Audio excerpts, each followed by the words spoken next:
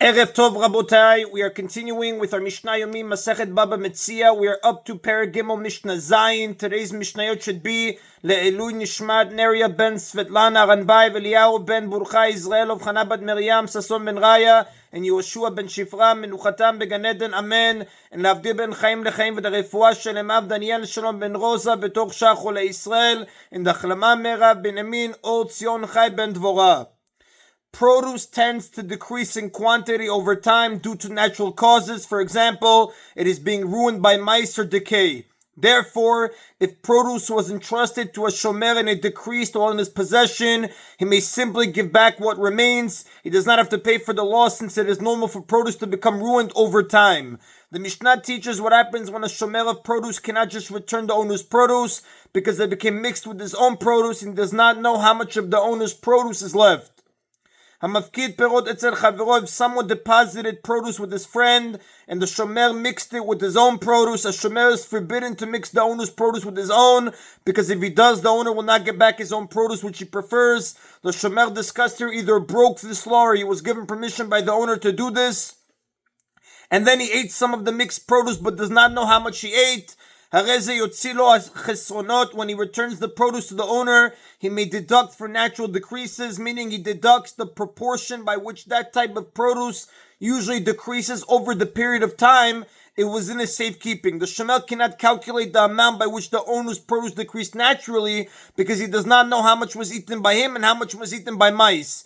He may nevertheless deduct the usual proportion by which this type of produce decreases over the period of time he had it in his possession. The Tana will define the usual rate of decrease for various types of produce. Had he left the owner's produce alone, he could have simply returned it as is, and had he just added his own produce to the owner's, without removing any, returning the produce would still be simple, because he can make the following calculation. He measures the proportion of the mixture that is missing, if any, and deducts the same proportion from the amount of produce that was given to him. For example, if the mixture is missing 1/10, he returns the original volume minus 1/10. In the Mishnah's case, however,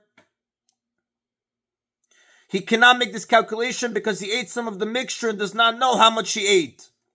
The Mishnah defines the usual rates of decrease for some types of produce. With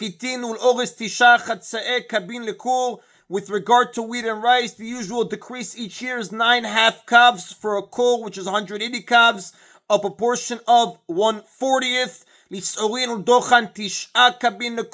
With regard to barley and millet, 9 calves for a kol, 180 calves, a proportion of 1/20th. With regard to spelt and flaxseed, 3 sas, 18 calves for a kol, 180 calves, a proportion of 1/10. Now the Mishnah does not refer to pure seeds of flax, but the seeds that were still in their husks, and when they were given to the shomer, husks of flax become dry, fall off, and are blown away by the wind, which results in a large decrease.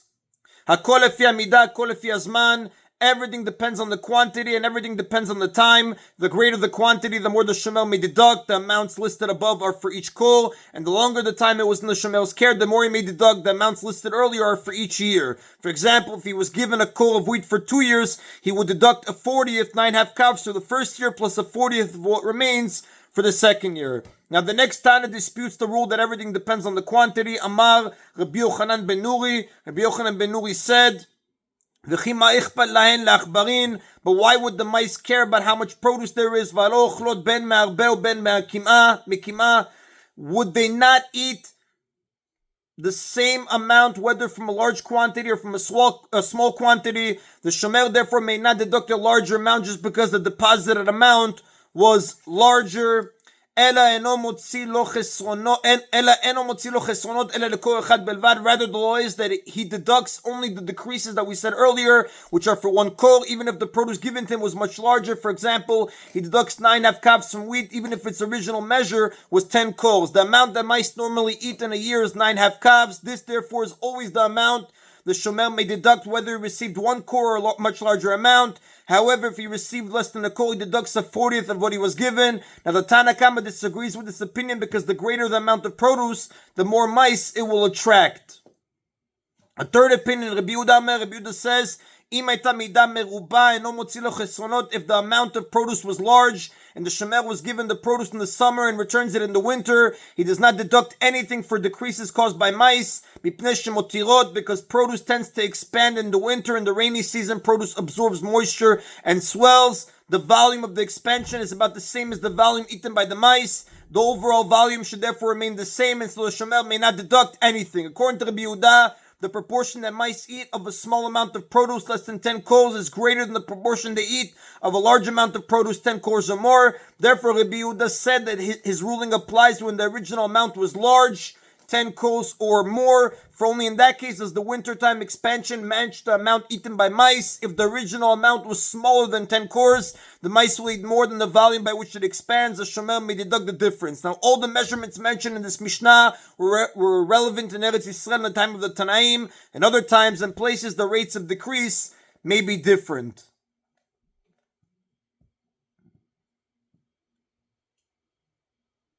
And the Rav does tell us, "Ven halacha lo Rabbi Yehuda v'lo Rabbi Yochanan ben Nuri." In any event, the halacha does not follow not Rabbi Yehuda, not Rabbi Yochanan ben Nuri. And again, like the Rav concluded, all these measurements were referring to were relevant in Eretz Yisrael in the times of the Tanaim. In other times and places, the rates of decrease may be different, and that is in Mishnah Zayin. Mishnah Chet states the deductions that shomer may take from wine and oil. As in the previous Mishnah, the shomer mixed the owner's wine or oil with some of his own and then used some but does not know how much he used. As a result, he cannot calculate how much of the owner's wine or oil is left. Yotzilo shtut leyain. With regard to wine, the shomer deducts a sixth because this proportion is absorbed by the sides of the clay container. Rabbi Yehuda Omer Chomesh, but Rabbi Yehuda says that a fifth is deducted. Rabbi Yehuda and the Tanna Kama do not disagree because they refer to different types of containers. The clay of which containers were made in the area where Rabbi Yehuda lived was more absorbent than the clay used in the Tanna Kama's area. And the Rav tells us everything goes by the place. The Mishnah discusses oil. Yotziro shloshet lugin shemen lemea. A shomer deducts 3 logs of oil for every 100 logs, which is 3%. Log umechza shmarim. Of these 3 logs, 1.5 logs are deducted because of the sediment that settled. The oil received by the shomer presumably contained 1.5 logs of sediment, which then settled at the bottom of the container. Therefore, when he returns the oil, which is now pure, he may deduct 1.5 logs. Now, the Mishnah speaks of oil that was given to the shomer soon after it was squeezed, when it still contained sediment. It takes a while for the sediment to settle to the bottom of the container. The Mishnah did not mention sediment in regard to wine because the sediment of wine is considered part of the wine and is returned together with it. This is not true of the sediment of oil, which has no value and is thrown out. Log umechza bela, and the other 1.5 logs are deducted because of the absorption of oil into the sides of the container. Although a fifth or sixth of wine is absorbed, only 1.5% of oil is absorbed because oil is thicker than wine. And in contrast to the deductions mentioned in the previous Mishnah, which may be made each year anew, the deductions for sediment and absorption may be made only once, because after the liquid has been absorbed into the container and its sediment has settled, it does not decrease any further, and therefore the total deduction is 3 logs. Again, 1.5 logs for the sediment that settled, and 1.5 logs for the absorption of the oil into the sides of the container. Now, these deductions may not be made in the following cases. If the oil was pure and free of sediment when it was given to the shomer, he may not deduct the 1.5 logs for sediment. If the containers in which the oil was stored were old, he may not deduct the 1.5 logs for absorption because they have already absorbed as much as they can. After a container has held oil for a long time, it has absorbed so much that it cannot absorb anymore. This is true only for oil which is thick and not for wine. Now, the following Tana holds that the deduction of sediment may be made not only by a shomer of oil, but also by a seller of oil. Rabbi Yehuda says, this deduction may be made even where someone sold his fellow pure oil for the entire year, and it was agreed that the seller would keep the oil with him and deliver it to the buyer in portions over the course of the year. The oil contained sediment at the time of the sale, but the sediment settled by the time the oil was delivered. Although the Mishnah said that pure oil was sold, it does not mean that the buyer specified that he wanted pure oil. Rather, no specification was made either way. The Mishnah means that although the oil contained sediment when it was sold, the oil received by the buyer will be pure because the sediment will have settled by the time of delivery. It is understood that this buyer accepts a deduction of 1.5 logs for every 100 logs, 1.5%. To account for the sediment. Since sediment was present in the oil at the time of the sale, the The amount specified in the sale refers to an amount that contains sediment. The buyer knows that 100 logs of oil with sediment will become 98.5 logs once the settlement settles. He therefore agrees that if the oil is delivered pure, he will receive only 98.5 logs. The sages, however, disagree with Rabbi Yehuda. In their opinion, the seller may not deduct anything since it is expected that the oil will be pure at the time of delivery. The amount specified in the sale is understood as referring to pure oil. Therefore, when the seller delivers the pure oil, he must provide the full amount. And the Rav tells us that the Halacha does not follow Rabbi Yehuda. The Halacha follows the opinion of the sages. And that is Rabotai of today's Mishna Yomi. Baruch Adonai Le'olam. Amen v'amen.